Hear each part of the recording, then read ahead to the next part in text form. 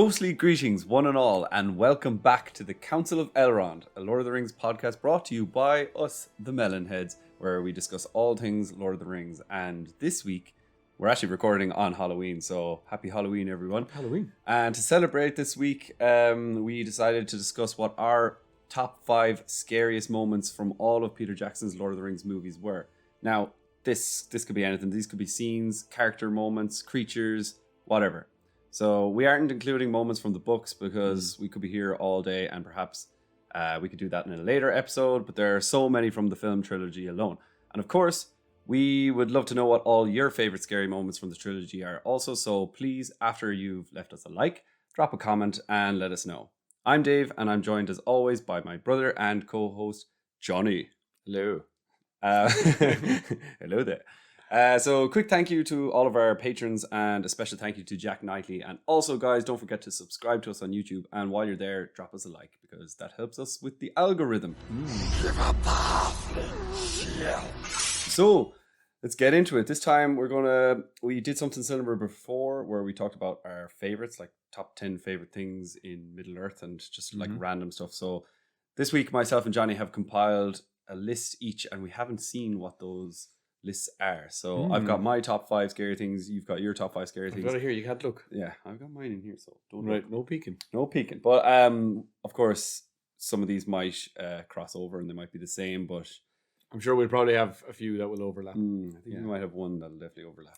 But more than one. do you want to do the Probably our honors? number 1 might overlap even. Yeah, I think mine might. I think we both know what's coming. Yeah. Do you want to start? Sure. Get us going. Yeah. Get the ball Let's rolling. do it. Let's get into this Halloween fever. So we're going to start in descending order, I suppose. So it's top 5. So we'll go from our 5, meaning the not quite so scary, to number 1, the scariest. And I say not quite so scary because I think there was more. We could have done a list of top 10s even, really, but you know, 5, even number 5 is quite scary. But all day. For me, my number 5 is just the character of Gollum. Okay. I put in 2 specific moments that definitely I like jumped at or I got freaked out by or had some sort of nightmares about over the years. The first one was when he's first introduced at the beginning of the Two Towers movie, when the 2 hobbits are sleeping. And in Emyn Will, and he's crawling down the rock face, and he's almost spiderish in his movements in that moment. He's kind of like, they're thieves. So that was like really freaky. I remember seeing that and being like, oh my god, it's so scary. And I was surprised how brave the hobbits were when they just took him on. So that was kind of cool. And then my other moment of Gollum was Gollum mid-transformation into what he is now, which is like at the beginning of the Return of the King movie, when they show him being cast out and he's like, you know, crawling into the heart of the mountain, and it shows there's one part where the camera like slowly zooms up and he like turns around and has this reveal of his horrible like disfigured face, and that whole scene is disgusting. Eating the raw fish and all that. So that was my other moment of Gollum where he's kind of freaky. And we've talked about that scene before in terms of the actual music and the sound production for just that kind of weird, I don't know, eerie noise in the background for his whole transformation, and then him kind of narrating over it, being like murder, and I can't remember what he says, but yeah, that's such a and the way they do that, it's really cool how they have the special effects where it's Andy Serkis, and at one point he looks almost on the verge of becoming Gollum. And he closes his eyes, and then when stringy hair. And then when he opens up his eyes again, they're like Gollum special effects eyes, so they're like big ones. Yeah, but before he closes them, they're just like white, just the white of his eyes. Yeah, but when he closes it, it's just Andy Serkis's closing eyes. But then you notice when they're open again, it's CGI eyes. Yeah, CGI's. CGI. Yeah, so that's really cool. That's a cool moment, and the character of Gollum is quite terrifying. Yeah. That was very sneaky of you to take a whole character. Very sneaky indeed. Murdery coolness will cast us and drove us away. Right, so I'm going to go for my number 5, which would be, this would be a moment, I suppose, and something that terrified me, especially the first couple of times of watching The Lord of the Rings, but still kind of freaks the bejesus out of me now, is the troll, the cave trolls searching for Merry and Pippin. That scene, of course, where they're hiding behind the pillar. And this happens in lots of movies where, you know, the camera is one way and you're like, I think I'm safe. And then the character kind of runs around the opposite side while looking the other way. And then you could just see the troll coming out and frightening the crap out of them. Yeah, that Well, part I for mean, me, you mean when he's after Frodo? Oh, sorry, it's a Frodo. Yeah. Sorry, it's Frodo. It's Frodo. And you could actually, that's one thing that you notice in it when he's looking for Frodo. After Merry and Pippin have split from Frodo, and then just before that jump scare of the troll coming around the pillar, you can see Merry and Pippin in the background, and they're just looking in a different direction, and you kind of feel a little bit safe. And then the troll just comes around and goes. For me, yeah, I mean, obviously they proper get you. It's a good jump scare in that moment, but I think for me, whenever I watch that film back, I feel almost like it's almost a mistake in the fact that. But like Merry and Pippin are just, they're looking a different way, and that's intentionally to throw the viewer off to think, oh, the troll's gone that way. But it's like in the real world, like you can see them in the background and they're not looking anywhere near where the troll is actually currently standing and like about to get Frodo. So I think in a real life situation, they would be shouting towards the camera at Frodo saying, he's coming that way, be careful. Maybe, but like they're also looking at a big battle that's going on. I'm sure the battle was, like Mickey Mouse stuff there. Yeah, I know what you mean, but I definitely don't think it's a mistake. No, not a mistake. I just think, well, as I said, like I thought that if that was real life, they wouldn't be looking away. I think they were completely looking away deliberately in order to make you more scared for that jump scene. But it worked out really well. It scared the Jesus out of both of us, I'm sure. Yeah. Many times. So it's one of those scenes that every time you watch it, you still get freaked out, and every time Frodo's just like shifting around the pillar, you're like, no, the other way. Go the other way. Yeah, Frodo. There's nothing worse when someone's like shifting around a tiny little object like a pillar. I'm like, just get away from it. I know it's just a wall in front of him, but I would have done one of those, those. Do you know when you watch a scary movie and then you're like running to bed when you're on your own, you're like turning off all the lights on your way. Yeah, that's what I would have done if I were Frodo. Scary. Yeah, lots of jump scares in Lord of the Rings as well. Indeed. Yeah. So I'll move on to my number 4 now. My number 4 was Helm's Deep, but a specific moment in Helm's Deep. Can I guess? You can. I didn't have one in my head, but let me think. Is it? I'll give you a moment for pity's sake. At Helm's Deep, it's not Gimli hitting that orc in the balls with his axe. No? That's not scary. That's terrifying. Okay. No, seriously. The Berserker. Yeah, the Berserker. Gets me like the midriff, I think. He catches the gooch. It was a huge axe. Yeah. Okay, let me see. I'm gonna say, is it the terror, like the scene of like all the Uruk-hai outside banging their pikes on the ground and showing the people inside. I called it Helm's Deep Uruk's spear thumping. That's what I called it. The title of this one. Spear thumping. And I love You've that. Got titles. I don't have. Well, titles. I just wrote. That's just what I wrote down to remind myself in my head. Sure, my title wasn't even correct. Troll searching for Merry and Pippin. Yeah, I had to correct you and tell you actually he was searching for Frodo. Merry and Pippin were just hanging around in the background. Yeah. Well. But I love that scene because, well, first of all, just the way the Uruks arrive and they're all marched up, and then the guy does that like kind of thing, standing up on top of the rock with his sword, and they all just stop. And there's this like silence, and then they just start thumping the spears, like, and they're getting louder and louder. And the camera keeps flashing over back to the women and children in the cave, and just hearing the echo. Yeah, the faces of the men up on top of the wall. Everyone's freaking out, and like when you see the children and women in the back, you can just see what's like how high the stakes are as well. And you can just feel like, oh my god, this is such an important moment. It's such a terrifying and terrible moment. And it just increases the tension hugely. And then also, obviously, when that guy shoots the arrow a bit too early, kind of jumps the gun, and then it kills one Uruk, he falls down, and just this complete silence. That silence is even more deafening again. So just that whole scene, you're like, oh my god. It's one of those things as well. I've always kind of had it in the back of my mind. If that guy didn't accidentally release the arrow, I wonder, would they have come to like packed up and turned around to go away? Just like had like diplomatic negotiations and be like, so we're here, but like, if you surrender your king, we'll leave you all alone. But no, they didn't get that opportunity. And that camera angle showing that orc that like has his mouth open really, really wide. You get a proper look at his molars. Yeah. No, I don't think so, because as we know, the army was bred to destroy the world. Of course, I know, but it's funny. It's one of those things. It's like they were coming here, and all they were doing was a bit of chanting, and then some guy accidentally releases an arrow, and now everything's gone to shite. Yeah, they're just getting ready to watch a game of rugby. They're doing the haka, and they're like just doing their exercise, their warm up, and then suddenly some asshole shot one of them in the neck with an arrow. They were like, "Right, that's it. We're gonna kill you all now." Fun fact, in case you guys didn't hear the episode before, but they created the sound of all those Urukai marching and stomping and chanting by Peter Jackson. Got a bunch of, was it? Yeah, it was just a bunch of people into a stadium in New Zealand and got them to chant Ajgul, Najgul. No, yeah. Whatever. I don't know what the exact lyrics of their chanting are. That sounds like the Sounds ring, like the ring, the yeah. ring. Azdag. But now I don't know if it was for that part or maybe it was for Najgul. both. It was definitely for the part where Saruman comes out of Orthanc and he looks at the army of like in the tens of thousands, as Grima says, and then in that scene where you hear all that noise. Nashgu, I think that's it.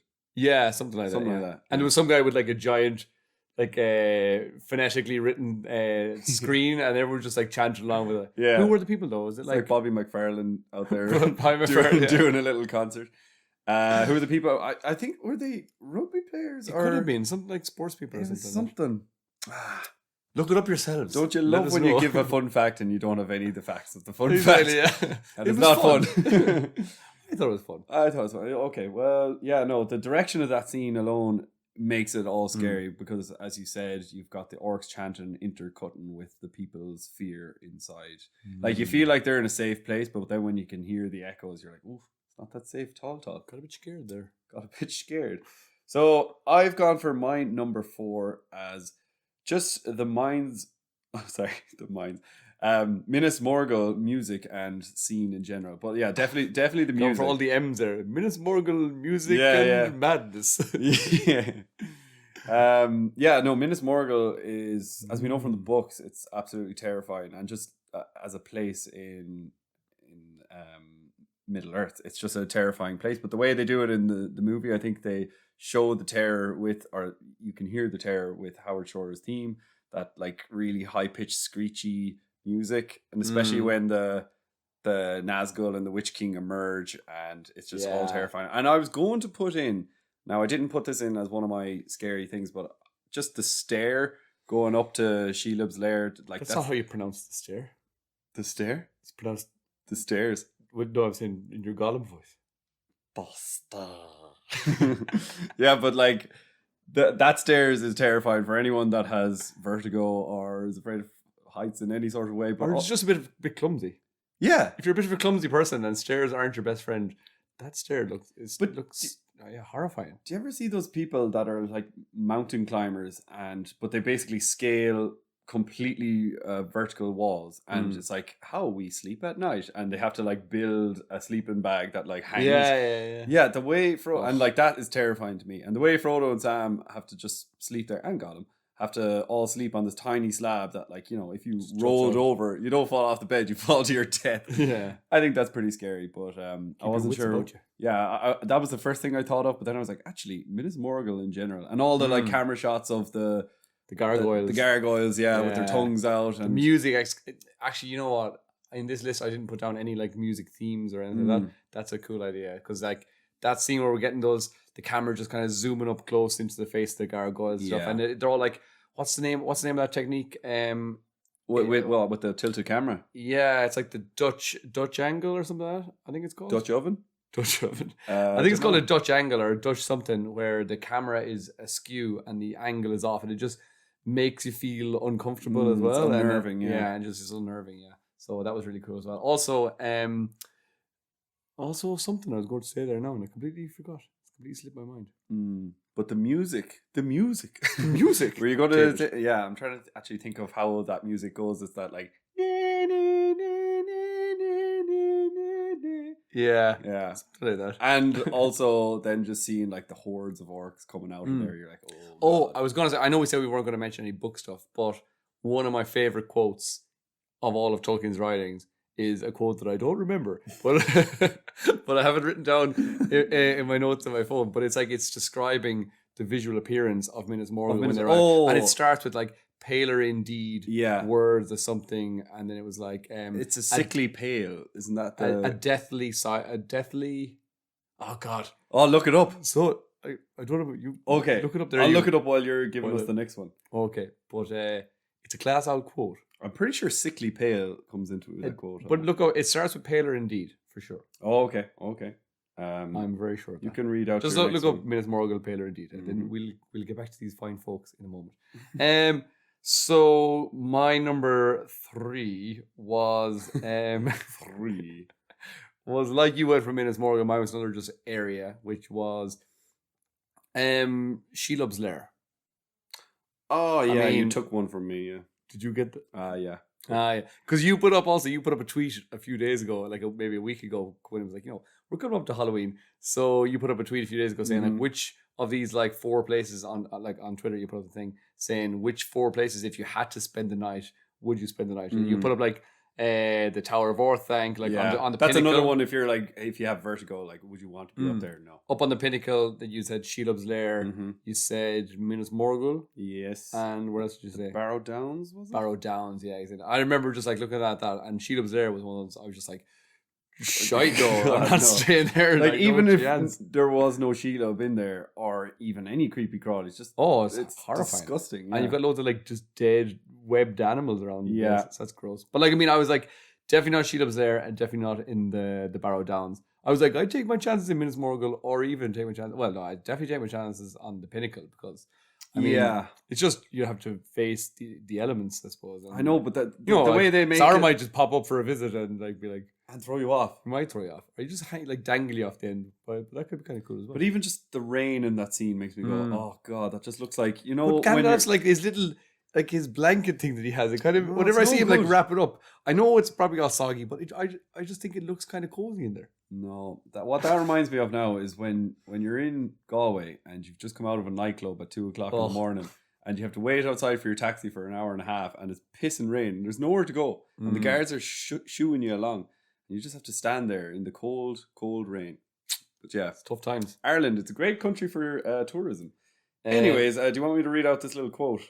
Yeah. So, for anyone that wants to hear a sickly quote about Minas Morgul, here we go. Does it start with Paler indeed? That's in it, but it doesn't start with that. That's the part that I start with. Do you want me to start from there? Because then it's a very small quote. Yeah, it's only a short quote. Okay, then. Paler indeed than the moon ailing in some slow eclipse was the light of it now, wavering and blowing like a noisome exhalation of decay, a corpse light, a light that illuminated nothing. Yeah. That light. That's one of my favorite. That illuminated nothing. That's cool. Just a noisome exhalation of decay. A noisome exhalation of decay. I mean, that's such great writing. And then like that, the idea of a light, like a deathly light, a light that illuminates nothing. A corpse light. A light that illuminated nothing. That is so good. That is deep, man. I know. I've read that quote so many times, and I still just can't remember, because I'm like, my brain can't fathom those kind of combination of words. Yeah, exactly. I've completely forgotten it. Please, somebody read it back to us. So yeah, that's sorry. We're jumping back to for a minute, but that's okay. We're running around the place. But again, we talked about the music in Minas Morgul, but the music in Shelob's Lair. I remember when I was younger as well, and just going onto the piano, and I figured out you could play the Shelob theme by just banging away at the top keys, like without any sort of cohesive like knowledge of how the music goes, just going. Oh, right. The other way, it's all like high violins. Yeah. That music is great as well, and it definitely encapsulates what a big giant spider is chasing after you. Oh God, those scenes. Yeah, but you get like you can feel it in your chest, just the nerves when you're like when those like high strings come in, and like you're like, just. And again, playing the game, the Return of the King game in Shelob's Lair, that was freaky. And the game, that level, there could be 2 levels in there, and it's much longer than the scene in the Return of the King, and it's just as freaky. Yeah. So. Proper freaky. Good stuff. So that's number 3 for so me. That's your number 3. So my number 3, by the way, Shelob's Lair for me was number 2. So right. We'll have to, maybe I can shove something else in there. But anyways. I think we both, well, I wrote down a couple of honorable mentions anyway. So right. if you have 1 or 2 of those, you can put one in there. So for me, my number 3 was just the Nazgul in general in the Fellowship of the Ring movie, because this is when they're most mysterious. They've got their black cloaks. You don't know who they are. They're just referred to as Black Riders. are Black Riders, and they have also these terrifying beasts that they ride around. And then we get like probably one of the scariest moments in all the movies where the hobbits have to hide from the Nazgul, who is apparently, remember we found out this recently, that Nazgul is not the Witch King. It's Camul. It's Camul, yeah. That's mad. In the scene where he goes to Hobbiton and he talks to not to Bill Ferny, he talks to, who's he speak to? Is it not Bill Ferny? No, not Bill Ferny. Oh, Fatty Bulger. Fatty maybe tells him to feck off or something. That wouldn't be like Fatty, no. No, who the hell is it? Farmer Maggot, isn't it? Oh, right, okay, Farmer Maggot. Yeah. So this is Camul the Easterling who becomes a Nazgul, for anyone that doesn't know what we're talking about. But that I think Farmer Maggot. He tells him to clear off or something, and Farmer Maggot in the book is so much cooler than, in the movie we don't get to see much of him. Just got to see his pickle. It's not his pickle. His sickle. His scythe or his sickle. His pickaxe. God, imagine if we got to see his pickle. That's the rated R version. See his mushrooms. No, but I believe that you get to see him when he's chasing the hobbits. You don't get to see him. You just get to see his pickle, as David says. His sickle or his scythe. I do believe that the guy that says no Bagginses around here. They're all up in Hobbiton. And then the dog gets freaked out and comes back. I think he's supposed to be Farmer Maggot. I think he gets because in the credits as Farmer Maggot. What's his dog's name? Chop? No. I'm getting mixed up between like the dog in Harry Potter and the dog in GTA. Okay. But he does have a name. He has a name. Do you know? Well, look, I don't know it off the top of my head, so I'm sorry. You're not going to be getting any facts here. No. But I think he's supposed to be Farmer Maggot in the movies, at least. And so the Nazgul, we know that there was 5 Nazgul that were knocking around there, at least. But the Nazgul that has that dialogue with him, the Nazgul that has that dialogue is supposed to be Camul, the Easterling, which we spoke about in our episode about all the 9 rings and the Nazgul there a few weeks back. So go check that one out.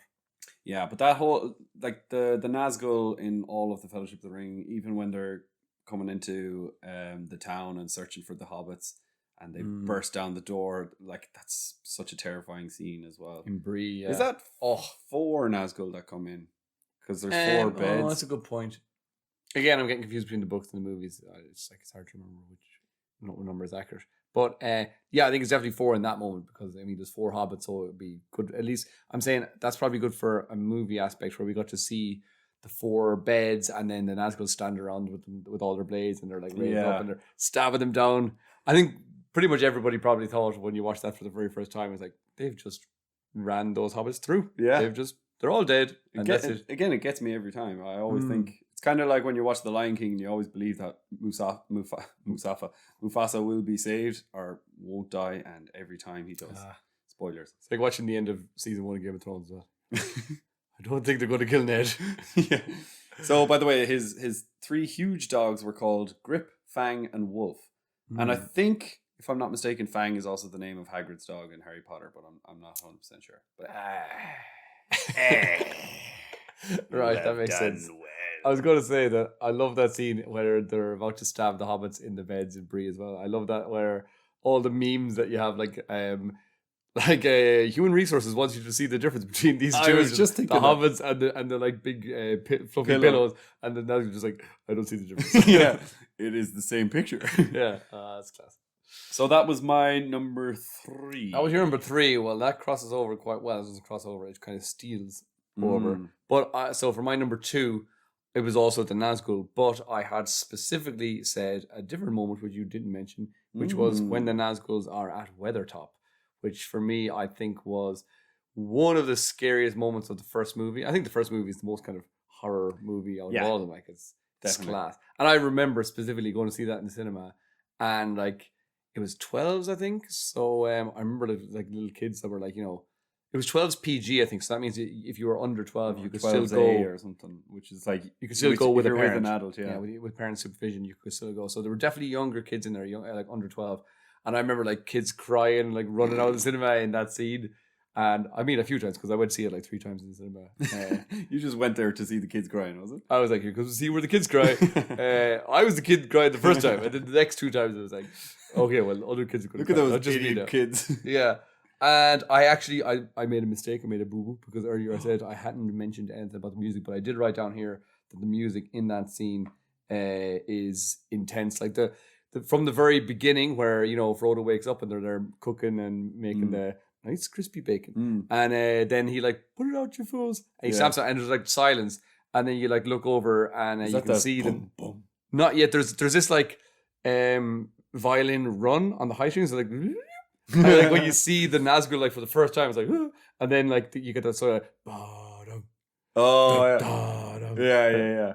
And then seeing them emerge. and then when they come in, first of all, you get that boom, boom, boom, boom, boom, boom, boom, boom, boom, boom, boom, boom, boom, and it's so good. And then like, you know, the way they're all in formation, there's 5 of them, and they're in this kind of like semicircle, and they all do exactly the same thing with their swords, and they like put them at this angle where they're like this stabbing angle, and you're just like, how can anybody get away from that? Like, they're just so huge and imposing, these tiny little hobbits. Before they went up to Weathertop, do you think they all kind of meshed down below and were like, right, lads, so Here's what we're we're all gonna going to come in. I'm going to take the lead, and then we're all going to have our swords up. Follow me. And then at some point, I'm going to twist my sword and have it in a pointy, stabby stab motion, and you all have to do the same, and we'll be in tandem. So let's practice for a while, then we'll go in. In your head, just count 5, 4, Yeah. 2, 1. Turn up and angle the sword. 5, 6, 7, 8. And attack. You just see like one Nazgul pointing with his left hand, and he's like, "Oh crap!" Switcheroo. Yeah, and that's also a terrifying scene when Frodo puts on the One Ring and gets to see them in their natural form for the first time. First and last time. Do you ever see that again in the movies? Is that the only time in all 3 we movies? see the Nazgul. The Nazgul as like the kings. Well, Or not as counting the Hobbit movies, yeah. Yeah. Yeah. No, I really, we've talked about it before. I really like that scene from the Hobbit movies, just getting to see what they look like. But it's not the same thing. It's definitely more over the top CGI stuff. Because have you ever seen the behind the scenes of those masks that they made for the Nazgul when they're in the other world scene? Yeah. Yeah, it's pretty freaky. Yeah. Whereas the Hobbit movies, they were probably like, let's just put a tennis ball on a pole there. Put a big green mask on his head and we just shoot that. I wonder, do they just like shoot or film a green wall and just have the camera move around and be like, now add it all in post? We'll get that in post. Don't worry about it. We'll clean it up. We got the shot. Yeah, so very good. That was is my number 2. Yeah, that was your deuce. That was my deuce. That was your deuce. Yeah, I'd like to say that when I mentioned the Nazgul, I meant everything, including that scene. You can't do that. Well, now. you use Gollum. I say Gollum, but I gave 2 specific moments. Yeah, but I wanted to talk about the transformation of Gollum, but I guess that's out the window. Well, you can't. So, my number deuce has Your new deuce. my deuce is gone. So I'm gonna have to find another deuce in here in my honorable mentions, and I'm just gonna say the King of the Dead scenes and the whole build up to actually seeing any ghosts. I think is Like when they're going into the mountain. And you know, Legolas reading the inscription on the wall. Then I know there's a little bit of comedy with Gimli like running on the skulls, but is that only in the extended edition? There's definitely loads more scenes, and like the part where the hands are come up and Gimli's like blowing them away. Like that's kind of done for laughs, but yeah, and like I love it as well. I don't think it takes away from the movie at all. But I mean, is it the theatrical version that might just have only scary parts in there? And I know the theatrical part doesn't have the walls collapsing and all the skulls coming out. So that's one thing that they took away. But I mean, before you get to see any of the king, I think it's pretty terrifying. And also, when you do get to see the king and he has that deadly laugh where he just goes, and then like everything disappears or appears or whatever. Oh, it's so that's when everyone appears. Yeah.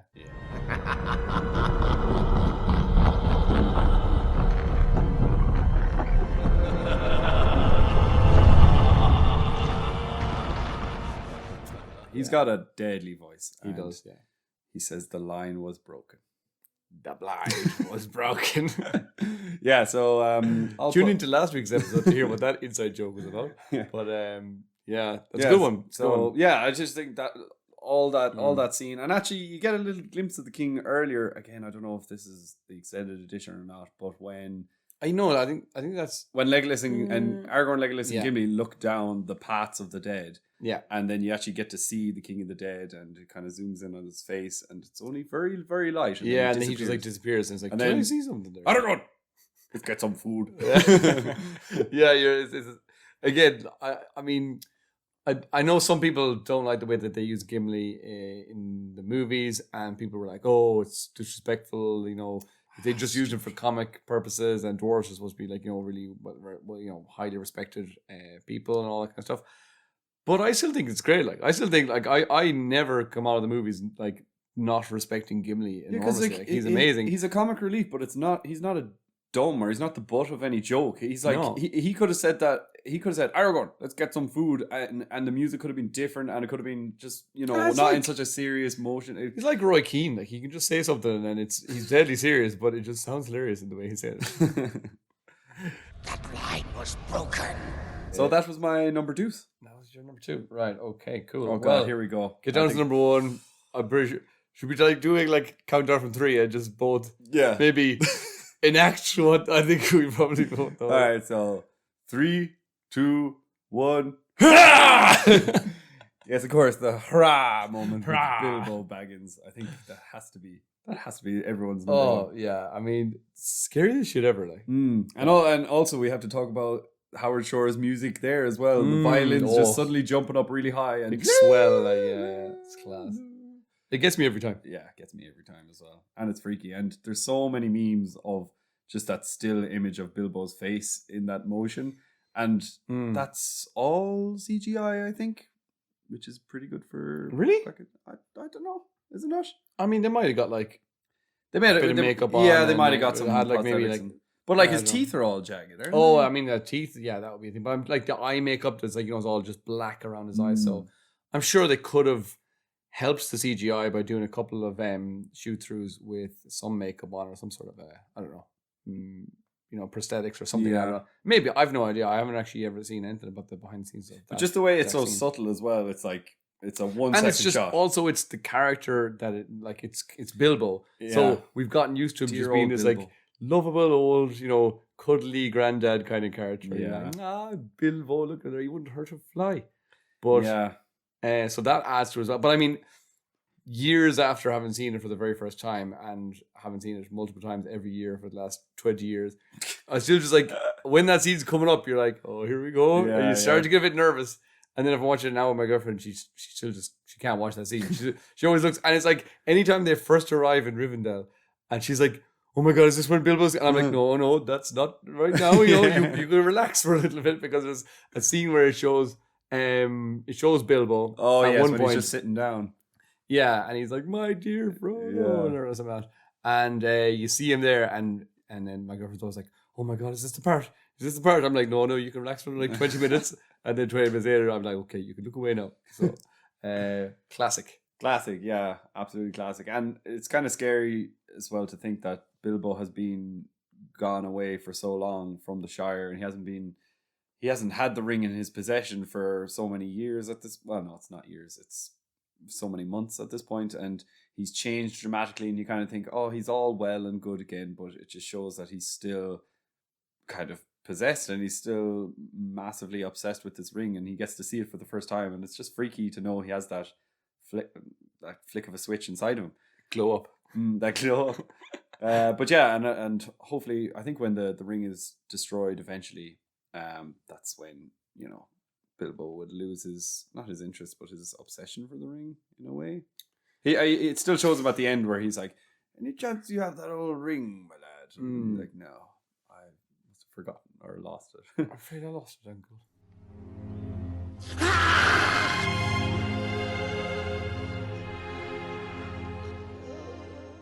But yeah, good stuff. So those are, I knew that was going to be our number ones. Yeah, I'm surprised we didn't have more crossovers apart from that. Well, Well, I mean, we did have Gollum's transformation in there, but I sneaked in. Well, Minas Morgul music was my second, or was my sixth option, I suppose. Which? Minas Morgul music and like the stair scene. Right. Well, let's go through a couple of honorable mentions. So give me one other honorable mention. I had 2 honorable mentions and I used them. I had like 5. Yeah, but no, one of my honorable mentions was just Minas Morgul. It's just a location. Mm-hmm. So we've already gone through that. Another one then was Witch King, which Witch King? I don't know. Aragorn. I can't remember which one. All right. Okay. But Galadriel. Mm-hmm. So just the Witch King as a character, because obviously he is terrifying. We get to see him when he's getting his new armor put on. That's class. He stabs Frodo at Weathertop. We get to see him, with Eowyn when he says, "Die now." That's class as well. Like the scene where she chops the head off the fell beast, and then it kind of just crumbles down, and he falls off. When he emerges. And he just stands up, and it's the first time you get to see his giant mace, and it's just he just lifted it up. And he's like, I loved up, and it's like the camera just can't fit the whole thing in. It's just so huge. That is a ridiculous weapon. That's terrifying. I just seriously have to train biceps and triceps every day just to be able to lift that thing. Oh my God. Well, you see him; he's just flailing it around. He has no control over it at all. Flailani. I did have one mention, but I kind of took it out, and it was just the look of Gothmog and which was apparently based on Harvey Weinstein. Yeah, which is kind of funny. But yeah, he's just a disgusting looking orc. And also, we talked about how the Fellowship of the Ring was probably the freakiest and most horror like movie. But we never talked about seeing the orcs for the first time. And it must be weird back then. Was that your first glimpse of the orcs at all when they go into the Mines of Moria and when they're all crawling down, and then you get to see like their eyes and like that's such a freaky scene. Like that one that just comes out and he's got huge eyes, the goblin. The goblin, yeah. I know we get to see like at the start of the movie there's the orcs and all that, but no, it's a good point. Yeah, I had again another one of my honorable mentions was the orcs or the goblin attack in Moria, because when they're all, when they run into the Chamber of Marzible and there's like they get completely surrounded, and then they hear the Balrog coming and they all just like scamper up the things. And again, I was going to say, like, we didn't talk about the Balrog at all. We didn't talk about the Balrog. No, it's not it's not terrifying. The scariest part of the Balrog is the bit that you just mentioned when you see the light. Like you hear the roar, you see the light in the distance, and then all the goblins and orcs who you've just been terrified of scatter. Yeah, and you're like, oh God, what is there to come? But then after that, the music isn't terrifying. No. Howard Shore does more of a kind of adventure runaway kind of. That's like.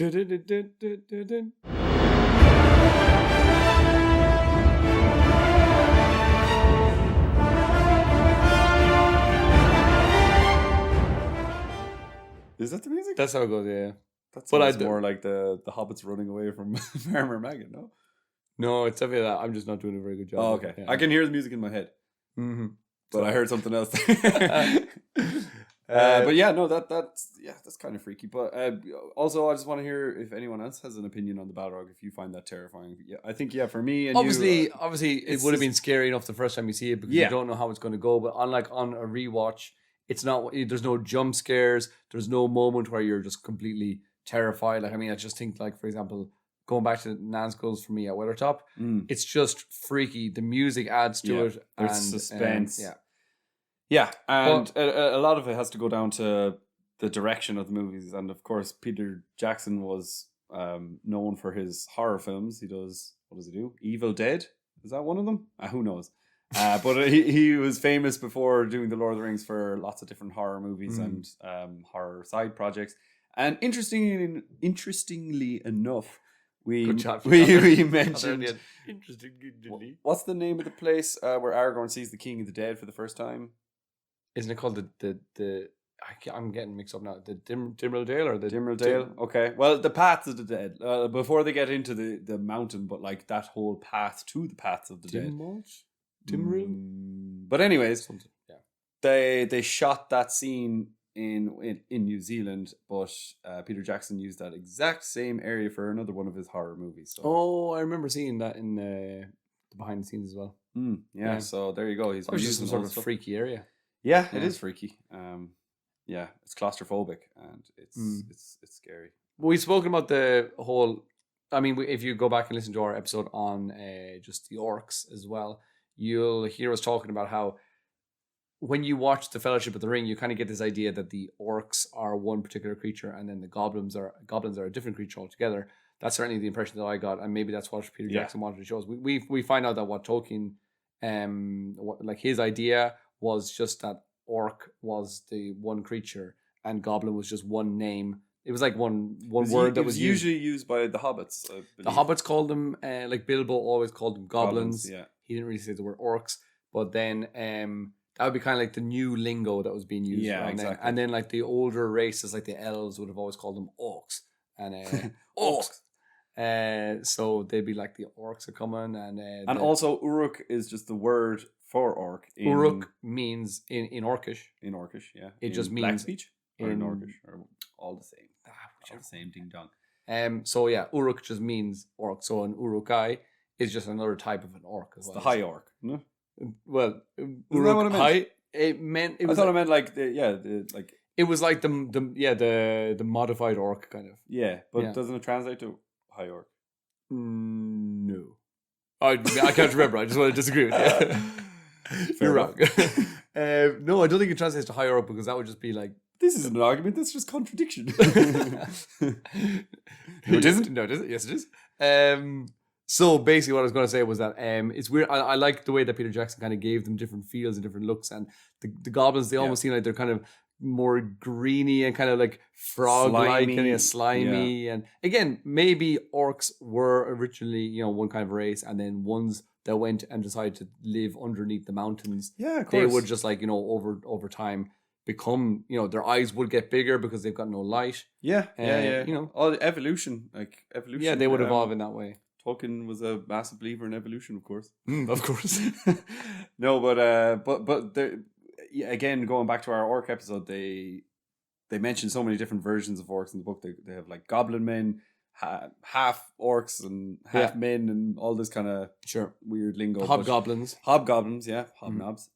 But yeah, that's exactly right what you said. There isn't a different word for goblins and orcs, but I would like to think that orcs that live in the Mines of Moria look a lot different to orcs that live in Mordor and the ones that are in Isengard, and even other mountains around Middle Earth. There might be just different types of looking orcs, and I think that's cool. But yeah, that was something that we mentioned before, that we kind of thought that there was a distinguished difference between those two, but not really. But the way they could climb walls as well, it's very ant-like. But yeah, probably. Again, like I was saying, that one of the things that freaks me out about the first time we see Gollum is when he's kind of crawling, almost like defying gravity down the slope of that rock face. Again, when we see these orcs just like scale up these pillars, it was also freaking. I think just that action of just some sort of a large creature acting like a spider and crawling it's kind of freaky. Like that really kind of makes me like feel unnerved and not safe, basically. Yeah, no, but that's freaky.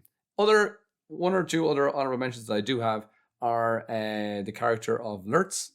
Again, we know that we've spoken about this a lot before. We know he's not a book character. He's just a movie character that Peter Jackson invented. I think he did a good job. It was nice to have one kind of, focal point of the enemy. And this is the main guy. We can each focus on him. He was leading the armies and stuff. So that was cool. And specifically the scene of him spawning. Again, but that was more disgusting than scary, but gross. But then he comes up and he just like grabs some other guy by the neck and just strangles him to death. That's like his first action as like a live being. And some other orc tries to save his friend, and then Saruman is like, "Let's see what happens." Let him do his thing. Let's watch this one play out. So that's maybe it's more just gross than actually scary. But then my final scary scene or scary moment was the scary scene, scary moment, scary character, the Watcher in the Water. Oh yeah. Again, music. There's a very specific theme for the Watcher in the Water that you don't hear anywhere else in any of the Lord of the Rings movies. And again, it always reminds me of playing that game in the Lord of the Rings game. Isn't it the Two Towers, where they actually mix in some of the Fellowship and some of the Two Towers stuff? And getting to play with the Watcher of the Water, getting to fight him. That was pretty cool. That is class. And just all those tentacles just like, woo! You're like, oh my god. And again, it's like everything happens to Frodo. Like the cave troll stabs Frodo, and then when they're there, it's Frodo's leg that gets caught by the Watcher. Like, you know, there's lots of people like kind of go, well, maybe the ring attracted these things. Well, yeah, just no, to like Frodo. that's one thing that people probably would complain about, saying like, oh, why does it always happen to be Frodo, like the main character? But no, it is true that like all these evil creatures are always kind of drawn to the ring and drawn to Frodo. Oh so. yeah, no, I'm not complaining about that. Like, But, like you know, when the troll is searching for him, that's not just like coincidence, and he could have looked for anyone. He could look for Merry and Pippin, but no, it was Frodo, and I feel that's like what you thought. I know, yeah. But yeah, I do think it is because he is drawn to Frodo. Yeah, like and it's moth to a just flame.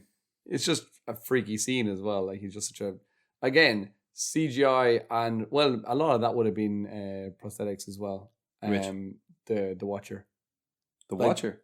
Like a lot of that was like they built a big model of that like Watcher, not the like arms moving and stuff, but like his Okay. actual head. You know, Oh, the head. Okay, when yeah. it comes out of the water and it's like got Yeah. the big teeth and the just that whole head. I think they built that huge thing, or maybe it was small. I can't remember just the way it was shot. But and again, like no, the way like CGI would have been used as well. But again, intelligence and using CGI where it's at nighttime, it's Nighttime, yeah. dark, and there's a lot of things that aren't seen.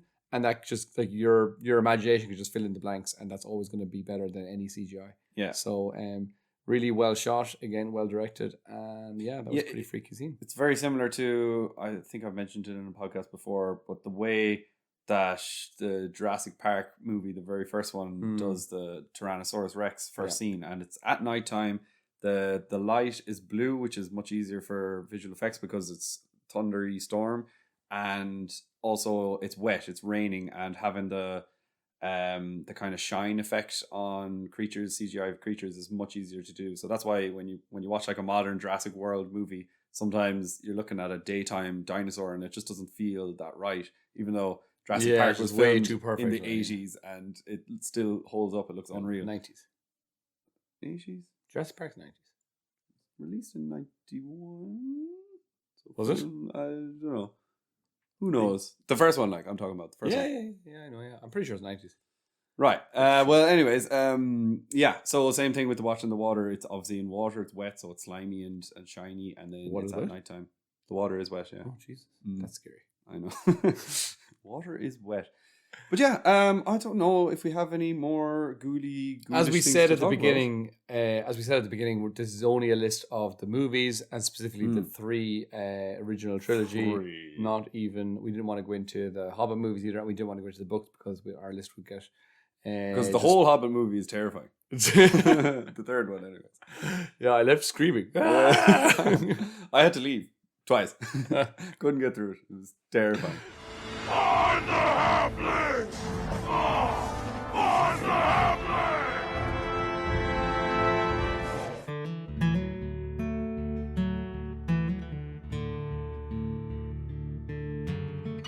But yeah, I think that's all we have time for today. So, folks, thank you so much for listening. And the main idea was just to give you our thoughts on what our scariest moments from the films are. But of course, we'd love to know what terrifies you from Peter Jackson's movies. So, drop a comment, drop it below, or else if you're not following us on YouTube, you can tweet at us on Mellon_Heads. That's Mellon with 2 L's. Mellon. And yeah, and we try to keep on top of the notifications there. So, if we don't respond to your first tweet, just tweet back again. But, sometimes we have lazy days and we don't catch all the notifications. But Most of the time. most of the time, like, about 20% of the time. Just kidding. But yeah, also I'd love to know what you guys dressed up for Halloween as. And was it like Lord of the Rings themed or Hobbit themed or whatever? And yeah, maybe you can let us know in the comments as well. Or else send us an actual picture of what We you should have dressed done this dressed up. Yeah, because we're on camera now. That's actually, I didn't think about This is that. our first Halloween on camera. We forgot about it. This is my Frodo. I mean, you're terrifying right now. Yeah, so, send us a picture of what you dressed up for Halloween if you dressed up. And if you didn't, tell us why you didn't dress up and why you're such a loser like us.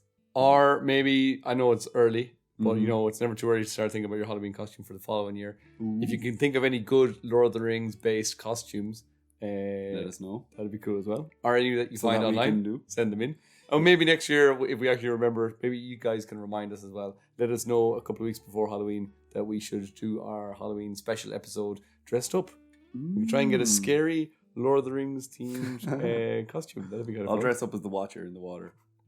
But yeah, that's all we've time for today. So thank you all so much for listening, and until next week, goodbye and happy Halloween. See you later, guys.